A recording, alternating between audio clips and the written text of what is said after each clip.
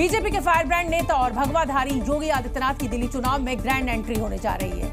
योगी उन इलाकों से चुनावी अभियान की शुरुआत करेंगे जहां दंगों के दौरान नफरत की चिंगारी भड़की थी।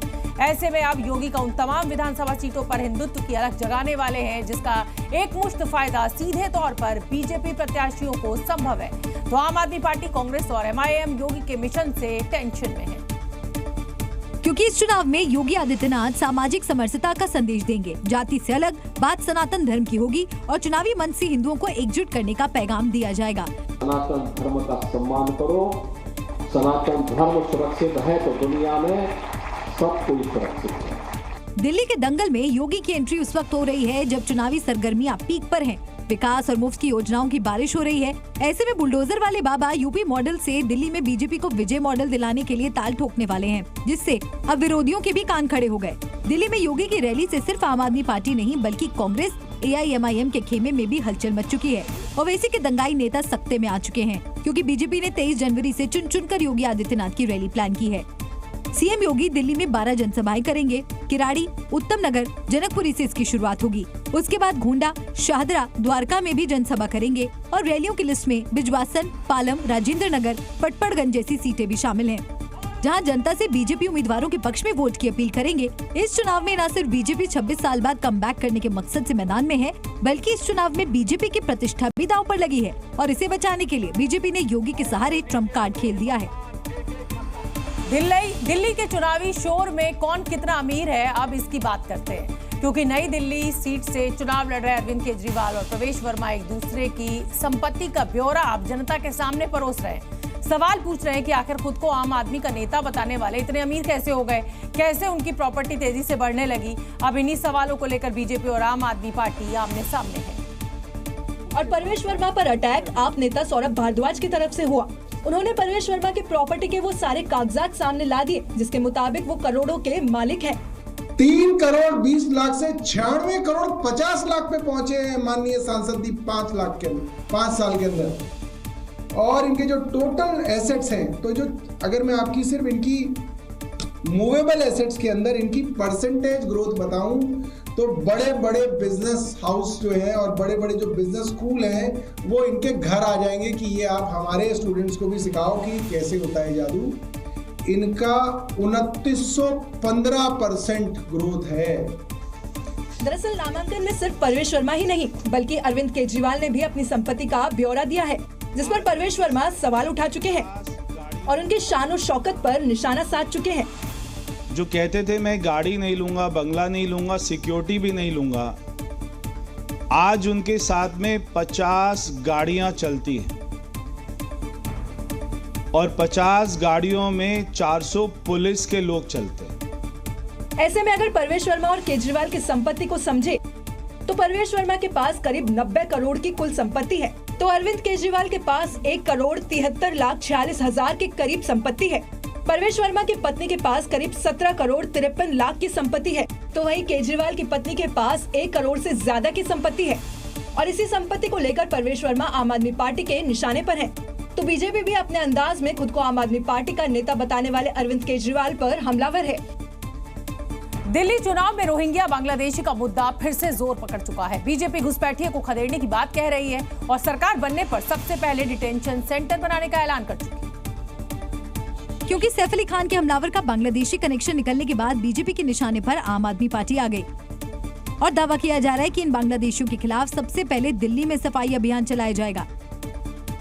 रोहिंग्या बांग्लादेशियों को दिल्ली से उखाड़ फेंकना पड़ेगा। डिटेंशन सेंटर पहले 30 दिन में भाजपा की सरकार बनने के बाद बनाएंगे और सबको उठा कर डिटेंशन सेंटर में डाला जाएगा। जो भी घुसपैठिया दिल्ली में रहता है, रोहिंग्या को रहता है। बीजेपी इससे पहले भी विरोधियों पर वोट जिहाद का आरोप लगा चुकी है। बांग्लादेशी रोहिंग्या को वोट बैंक के तौर पर इस्तेमाल करने की संभावना जता चुकी है। ऐसे में एक बार फिर बीजेपी आप पर चौतरफा हमलावर है। जो AAP है ना, वो A अराजकता के लिए भी जाना जाता है, अलगाववाद के लिए भी जाना जाता है, आतंकवाद के लिए भी जाना जाता है, अफवाहें फैलाने के लिए भी जाना जाता है, अपराधियों को शरण देने के लिए भी जाना जाता है। ऐसी कौन सी मजबूरी है इन देश विरोधी ताकतों से हाथ मिलाना जरूरी है? दरअसल दिल्ली में रोहिंग्या और बांग्लादेशी घुसपैठियों की बढ़ती आबादी सुरक्षा के लिए खतरा बन चुकी है। इसकी वजह से कुछ इलाकों की डेमोग्राफी में तेजी से बदलाव भी आया है। ऐसे में अब बीजेपी ऐलान कर चुकी है, अगर सरकार बनी तो सबसे पहले दिल्ली में डिटेंशन सेंटर बनाया जाएगा।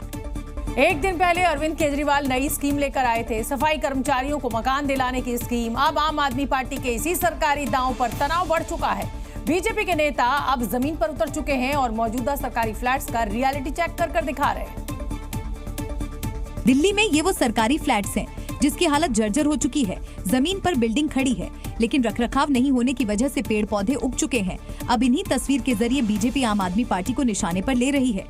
बीजेपी का दावा है कि 50,000 से अधिक फ्लैट खंडहर में तब्दील हो चुके हैं।